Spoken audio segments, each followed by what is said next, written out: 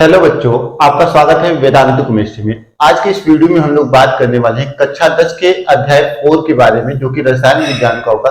आज के टॉपिक में हम लोग बात करने वाले हैं क्रियात्मक समूह किसे कहते हैं और सजातीय श्रेणी क्या होती है। तो ये जो वीडियो नंबर देख रहे हैं, ये वीडियो नंबर आप लोग 6 देख रहे हैं। इस वीडियो को आप लोग ध्यान से देखिएगा और एक अच्छे से समझने की कोशिश भी करिएगा। तो क्रियात्मक समूह जो होता है वो एक ऐसा समूह होता है जो कार्बन श्रृंखला से जुड़ता है और जुड़ करके जो कार्बन श्रृंखला होता है उसके पूरे रासायनिक गुण को ही क्या कर देता है, अलग कर देता है। मतलब जो कार्बन श्रृंखला होता है उससे वो ग्रुप जुड़ेगा और जो दूसरा ग्रुप रहेगा जो उससे आके जुड़ रहा है, जो क्रियात्मक समूह आके जुड़ रहा है, वो क्या करता है, उस कार्बन श्रृंखला के जो रासायनिक गुण होते हैं उसका निर्धारण करेगा। तो वही क्या होती है, क्रियात्मक समूह कहलाती है, जिसको हम लोग क्या बोलते हैं, फंक्शनल ग्रुप कहते हैं। जैसे कि आपके सामने अगर मैं एक एग्जाम्पल देने की कोशिश करूं, मान लो कि यहाँ पे कोई एक एग्जाम्पल है CH3 COOH। तो यहाँ पे ये क्या है, CH3, ये क्या है, कार्बन चैन है। या ऐसे दूसरा एग्जाम्पल अगर हम लोग लेना चाहें CH3 CH2 COOH। ठीक, तो ए वाला क्या है, एक कार्बन श्रृंखला है और ये जो COOH दिख रहा है ये क्या है, ये फंक्शनल ग्रुप मतलब कि क्रियात्मक समूह है। क्रियात्मक समूह का एक काम क्या है, एक कार्बन श्रृंखला से जुड़ जा रहा है। ये जो क्रियात्मक समूह एक कार्बन श्रृंखला से जुड़ गया और इस कार्बन श्रृंखला के रासायनिक गुण को बदल देता है। ठीक, और जो इसका गुण होता है वो आ जाता है इस कार्बन श्रृंखला वाले यौगिक के अंदर को। समझ गए? तो इसी चीज को हमें क्या करना है, समझना है और लिखना है। तो क्रियात्मक समूह क्या होता है, ऐसा समूह जो कि कार्बन श्रृंखला से जुड़कर उसके गुणों का निर्धारण करता है, क्रियात्मक समूह कहलाता है। तो इसी चीज को यहां पे लिखना है, ऐसा समूह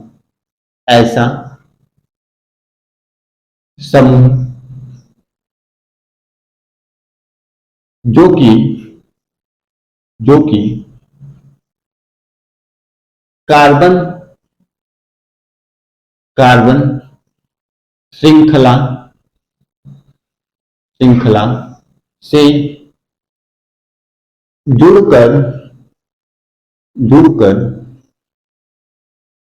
जुड़कर उसके गुणों का निर्धारण करता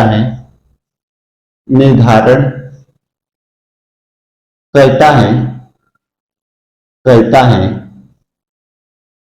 क्रियात्मक समूह कहलाता है।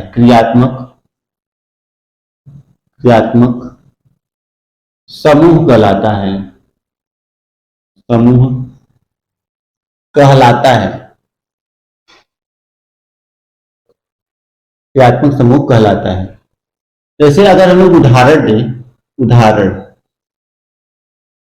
उदाहरण उस यौगिक दे देते हैं और उसके क्रियात्मक समूह का नाम देते हैं। यहाँ पे लिख देते हैं यौगिक और इधर क्या लिखेंगे, क्रियात्मक समूह।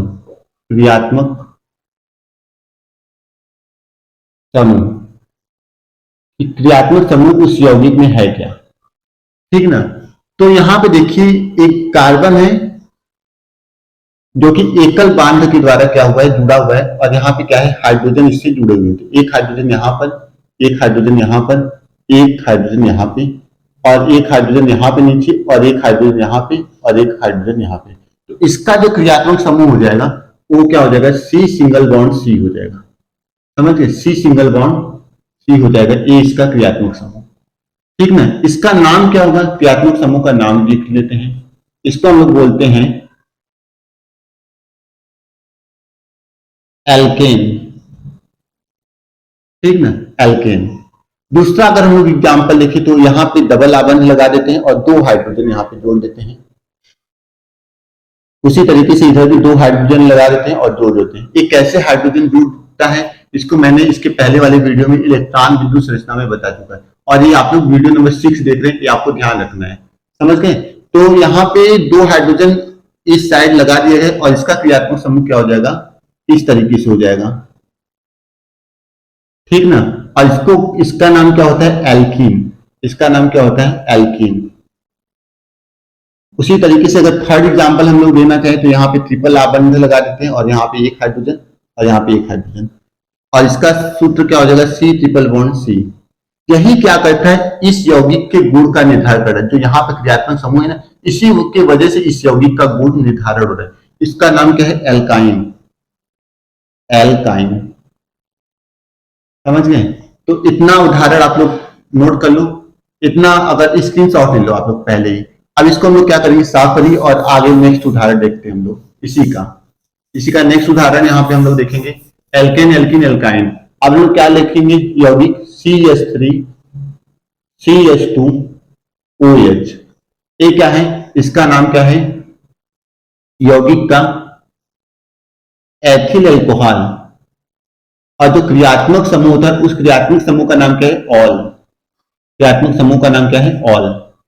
और इसमें क्रियात्मक समूह क्या है, जो OH दिख रहा है ना, यही क्या है, क्रियात्मक समूह। समझ गए। नेक्स्ट हम लोग दूसरा एग्जांपल देखते हैं, CH3 CHO। यहाँ पे CHO जो दिख रहा है ये क्या है, क्रियात्मक समूह। CHO क्या है, क्रियात्मक समूह। इसको क्या बोलते हैं, अल, ठीक ना, जो कि एल्डिहाइड ग्रुप का है। समझ गए, ये क्या है, एक एल्डिहाइड ग्रुप का है जिसको हम लोग क्या बोलते हैं, अल बोलते हैं। समझ गए। तो इसी तरीके से नेक्स्ट हम लोग देख सकते हैं, CH3, यहाँ पे C डबल बॉन्ड O और CH3। यहाँ पे ये जो देख रहे हैं C डबल बॉन्ड O, ये क्या है, क्रियात्मक समूह है।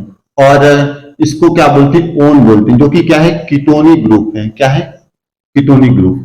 अब जैसे यहाँ पे दूसरा देख लेते हैं, CH3 CH हो गया, फिर यहाँ पे NH2 जुड़ा हुआ है मान लो, तो नाइट्रोजन कितना बंध बनाएगा, 3 आबंध बनाता है, तो एक इससे बन गया और यहाँ पे 2 रहेगा, CH2। समझ गए। तो यहाँ पे जो NH2 है ये क्या है, एमिनो है, इसको क्या बोलते हैं, एमिनो। तो इस तरीके से क्या होता है, क्रियात्मक समूह को दिखा जाता है। यहाँ पे NH2 क्रियात्मक समूह, यहाँ पे ए वाला जो दिख रहा है क्रियात्मक समूह, यहाँ पे OH क्या है, क्रियात्मक समूह। इस तरीके से क्रियात्मक समूह है और उसका नाम होता है। तो यही क्या करते हैं, इस पूरे यौगिक के गुण का निर्धारण करेंगे। अब यहाँ से अगर इसको हटा दोगे तो यहाँ पे CHO जोड़ दो, यहाँ पे ए वाला भी ग्रुप जुड़ सकते हैं, यहाँ पे ए वाला भी ग्रुप जुड़ सकते हैं। तो यही जुड़ करके जो कार्बनिक यौगिक होते हैं उसके गुण का निर्धारण करते हैं, उसी चीज को क्या बोलता जाता है, क्रियात्मक समूह बोला जाता है। ठीक, तो अब हम लोग नेक्स्ट टॉपिक क्या पढ़ेंगे, क्रियात्मक समूह का आप लोग इतना देख लो। अब नेक्स्ट टॉपिक हम लोग पढ़ने वाले हैं सजातीय श्रेणी के बारे में। ठीक, तो इसका स्क्रीनशॉट आप लोग ले लो। सजातीय श्रेणी के बारे में पढ़ेंगे। तो सजातीय श्रेणी एक ऐसी श्रेणी होती है, श्रेणी क्या होता है, जिसमें ढेर सारे तत्व एक नियमित रूप से क्या रहते हैं, जुड़े रहते हैं, एक नियमित आदत में व्यवस्थित रहते हैं, उसी चीज को क्या बोलते हैं, श्रेणी बोलते हैं। सजातीय श्रेणी का मतलब एक जातीय की श्रेणी, सजातीय का मतलब उनका जो कैटेगरी हो वो क्या हो, एक प्रकार को, एक प्रकार के जो यौगिक रहेंगे अगर उसको एक ग्रुप में रखेंगे तो वो क्या हो जाएंगे, सजातीय श्रेणी कहलाएंगे। अब सजातीय श्रेणी या कोई यौगिक है तो उस एक प्रकार में कैसे होंगे, अभी इस वीडियो में आप लोग क्या पढ़े, क्रियात्मक समूह पढ़े। तो क्रियात्मक समूह क्या था, किसी यौगिक का जो रहता था वो रासायनिक गुण को निर्धारण करता था। तो सजातीय श्रेणी में जितने भी एक ग्रुप के यौगिक रहेंगे सबका जो क्रियात्मक समूह रहेगा वो क्या रहेगा, समान रहेगा। सबका जो क्रियात्मक समूह रहेगा वो क्या रहेगा, समान रहेगा। जो उनका सामान्य सूत्र होता है, सामान्य सूत्र क्या होता है इसको भी हम लोग अच्छे से समझेंगे यहाँ पे, कि जिनका क्रियात्मक समूह और सामान्य सूत्र क्या हो, एक जैसा हो। और जो उसमें तत्व रहेंगे, जो उसमें तत्व या जो नए यौगिक रहेंगे, जैसे हम होंगे और हमारा एक छोटा भाई है, तो हमारे में और हमारे छोटे भाई में जो अंतर रहेगा वो केवल 14 यूनिट का रहेगा। यहाँ पे यही क्या रहती है, सजातीय श्रेणी की एक खास बात रहती है। मतलब अगर क्रमागत सदस्यों को एक निश्चित आर्डर में रखा जाए तो उनके बीच में जो अणु भार में अंतर होता है वो 14 यूनिट का होता है, और जो उनके अणु सूत्र में अंतर होता है वो CH2 का अंतर होता है। तो इसी चीज को हम लोग क्या करेंगे, एक बार अच्छे से समझेंगे और आप लोग भी हमारे साथ नोट्स को बनाते रहिए। तो यहाँ पे लिखते हैं ऐसा श्रेणी, ऐसा श्रेणी, ऐसा श्रेणी जिसका जिसका सामान्य सूत्र, सामान्य सूत्र व क्रियात्मक समूह, क्रियात्मक क्रियात्मक समूह समूह समान होता है, समान होता है, होता है और उनको उनको क्रमागत क्रमागत क्रमागत का मतलब एक निश्चित ऑर्डर में, क्रमागत बढ़ते या घटते घटते क्रम में, घटते क्रम में रखा जाए तो उनके परमाणु भार, उनके अणु भार, परमाणु नहीं, उनके अणु भार में 14 यूनिफाइड मास तथा, यहाँ पे 14 और यहाँ पे यू लिखा हुआ है, 14 यूनिट तथा CH2 तथा अणु भार में 14 यूनिट तथा अणु सूत्र में CH2 का अंतर पाया जाए और इस प्रकार से व्यवस्थित श्रेणी को सजातीय श्रेणी कहते हैं, सजातीय श्रेणी कहते हैं, श्रेणी कहते हैं। समझ गए? तो जैसे उदाहरण मैं आपको दिखा रहा हूं, जैसे कुछ यहाँ पे उदाहरण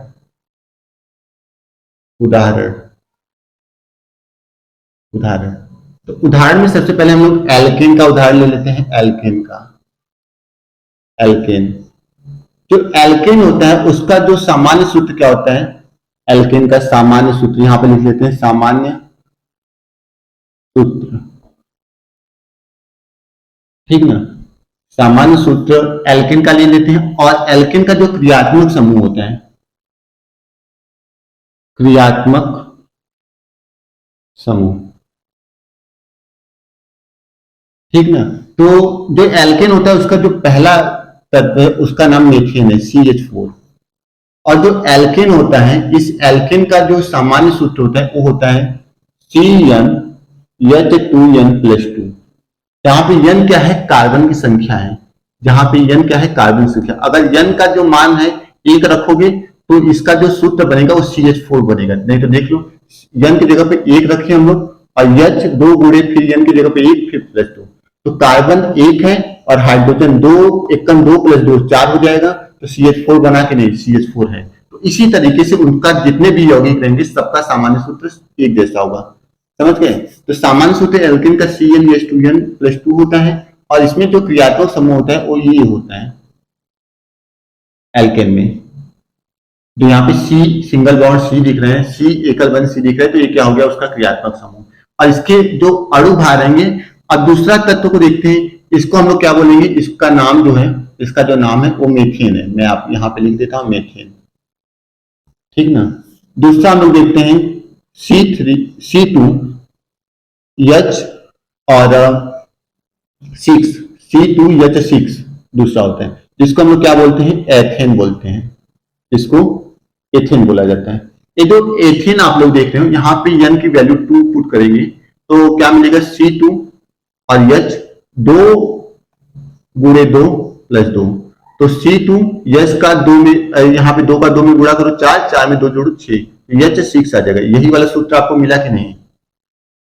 ठीक, तो यहाँ पे भी सूत्र आपको यही मिल रहा है और इसका भी जो क्रियात्मक समूह है सेम है। लेकिन यहाँ पे एक चीज आप लोग देखेंगे, यहाँ पे देखिए कार्बन कितना है? कार्बन आपको कितना दिख रहा है? 2 और ऊपर 1 कार्बन, तो 1 कार्बन का अंतर हुआ। इसमें हाइड्रोजन कितना दिख रहा है? 4 और इसमें हाइड्रोजन कितना दिख रहा है? 6, मतलब हाइड्रोजन में कितना अंतर हुआ? 2। तो यहाँ पे जो अणु सूत्र है उसमें CH2 का अंतर पाया गया कि नहीं, CH2 का अंतर पाया गया। अब नेक्स्ट हम लोग इस CH2 का परमाणु अणु भार निकाल लेते हैं। यहाँ पे कार्बन का कितना होता है, कार्बन जो परमाणु है इसका परमाणु भार 12 होता है, प्लस हाइड्रोजन यहाँ पे कितना है 2, तो 2 और एक हाइड्रोजन का जो परमाणु भार होता है 1, तो 12 प्लस 2 एकम 2 बराबर कितना हो गया 14। तो अणु भार में 14 यूनिट का अंतर आया कि नहीं, देखो आप लोग, ठीक ना। अभी आप बोलोगे कि नहीं ये तो एक ही फॉलो किया, अब नेक्स्ट वाले को देख लो आप लोग, नेक्स्ट वालों का देख लो आप लोग। नेक्स्ट होता है जो एल्केन का जो नेक्स्ट यौगिक होता है तीसरे नंबर पे, वो होता है C3H8, जिसको हम लोग क्या बोलते हैं, प्रोपेन बोलते हैं, जिसको क्या बोलते हैं, प्रोपेन बोला जाता है, ठीक ना। तो प्रोपेन में कार्बन कितने हो गए 3, और इसका सामान्य सूत्र पहले देख लेते हैं। यहाँ पे कार्बन 3 है तो C N की जगह पे 3 रखेंगे और H 2, फिर यहाँ पे N है तो 2 गुणे 3 प्लस 2, तो C3H कितना आ गया 3 दूनी 6 प्लस 2, तो यहाँ पे C3H8 आ गया। देखिए फॉर्मूला मैच कर रहे हैं ना, तो इसका मतलब ये तीसरा यौगिक यही है। अब इसमें देखेंगे कितना का अंतर हुआ है, क्रियात्मक समूह तो सब में यही रहेगा, ठीक ना, क्रियात्मक समूह आपको नहीं देखना है, तो क्रियात्मक समूह सब में यही रहेगा। अब यहाँ पे अणु भार में कितना का अंतर हो रहा है, या फिर अणु सूत्र में सबसे पहले देख लेते हैं। तो ऊपर वाले में कार्बन कितना दिख रहा है 2 दिख रहा है, और नीचे वाले में कार्बन 3 दिख रहा है, तो एक कार्बन का अंतर हो गया। हाइड्रोजन में कितने का अंतर हुआ, हाइड्रोजन यहाँ पे 2 दिख रहा है और यहाँ पे 6 दिख रहा है, तो हाइड्रोजन में 2 का अंतर, तो 2 यही का अंतर हो रहा है ना CH2 का, तो CH2 का अंतर हो रहा है, और इसी का भार निकाल लो तो 14 यूनिट जैसे पहले निकाले थे वही उसी तरीके से 14 आ जाएगा, समझ गए। तो इस तरीके से एल्केन का हम लोग उदाहरण लिख लें, इसी तरीके से एल्किन का भी आप लोग निकाल सकते हो, और इसी तरीके से एल्काइन का भी आप लोग निकाल के देख सकते हो, समझ गए। तो इस तरीके से सजातीय श्रेणी हो जाते हैं, ठीक। तो उदाहरण में एल्केन का सजातीय श्रेणी का आप लोग ऐसे निकाल दिए, ठीक ना। एल्काइन, अरे एल्किन के बाद आता है एल्किन, एल्किन में जो होता है वो क्या होता है C2H4 C3H6 C4H8, ठीक ना। ये एल्किन का सजातीय श्रेणी हो गया। नेक्स्ट देखोगे C5H10, इस तरीके से हो जाएगा, ठीक ना। अब अगर एल्काइन का लिखोगे तो एल्काइन, एल्काइन जो होता है, इस एल्किन का जो सामान्य सूत्र होता है, एल्किन का तो मैंने सामान्य सूत्र बता दिया CnH2n+2, एल्किन का जो होता है वो CnH2n होता है। यहाँ पे n का वैल्यू कार्बन के हिसाब से रखोगे तो आपको अंतर दोनों में दिखेगा। यहाँ पे कार्बन कितना है 2, यहाँ पे कार्बन 3, यहाँ पे हाइड्रोजन कितना है 4, यहाँ पे हाइड्रोजन 2 6, तो 2 हाइड्रोजन का अंतर हुआ और 1 कार्बन का, तो उसका अणु भार निकालोगे तो 14 का अंतर मिल ही जाएगा। फिर एल्काइन का देख लेते तो एल्काइन में कितना होता है C2H2 होता है। इसी तरीके से अगर C3 करें तो C3H4 हो जाएगा।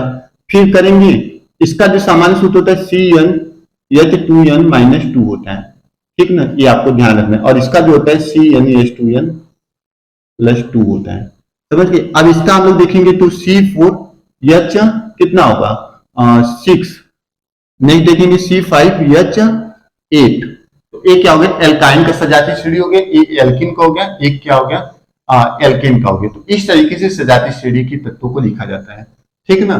तो इतना आप लोग जो सजातीय श्रेणी उसमें लिख लो। अब सजातीय श्रेणी की कुछ विशेषताएं होती हैं, उस विशेषताओं को हम लोग देख लेते हैं। तो जो यहाँ पे सजातीय श्रेणी की विशेषताएं देख रहे हैं, जो आपने सजातीय श्रेणी के परिभाषा पढ़े उसी में से एक आध दो टॉपिक उसकी विशेषताएं भी हो जाती हैं, और एक आध दो प्रॉपर्टी को और हम लोग क्या कर लेते हैं लिख लेते हैं। तो जो सजातीय श्रेणी की पहली विशेषताएं होती हैं वो ये होती है कि सजातीय श्रेणी के सदस्यों को एक से अधिक रासायनिक विधि द्वारा बनाया जा सकता है, रासायनिक अभिक्रिया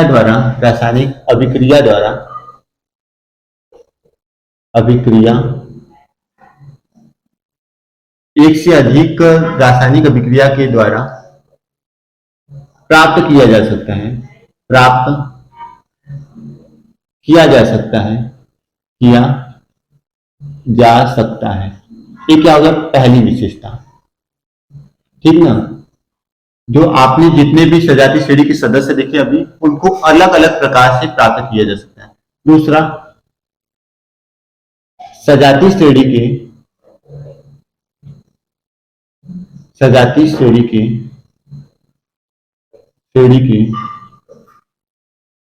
क्रमागत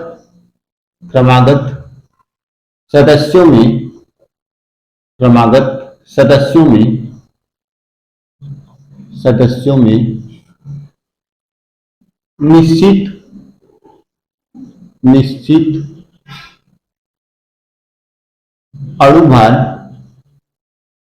निश्चित अणुभार का अंतर पाया जाता है। अणुभार का अंतर पाया जाता है। ठीक ना। तीसरा जो होता है, जो क्रमागत सदस्य होते हैं उनके अणु सूत्र में, यहाँ पे लिखे सजातीय श्रेणी के क्रमागत सदस्यों के अणु सूत्र में CH2 का एवं अणुभार में 14 यूनिट का अंतर पाया जाता है। ये भी लिख सकते हो आप लोग। तो तीसरी विशेषता है सजातीय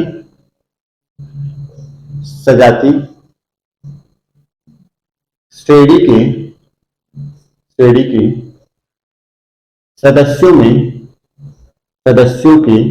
सदस्यों के अणुभार में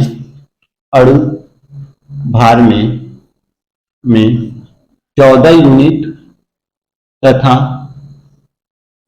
अणु सूत्र में CH2 का अंतर पाया जाता है।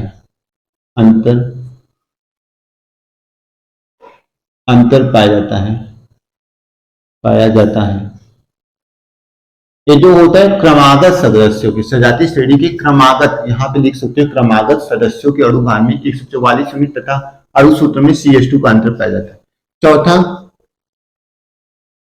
यहाँ पे लिखेंगे सजातीय श्रेणी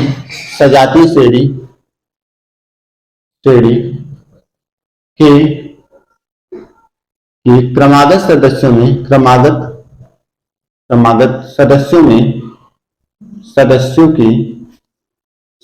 के गुणों में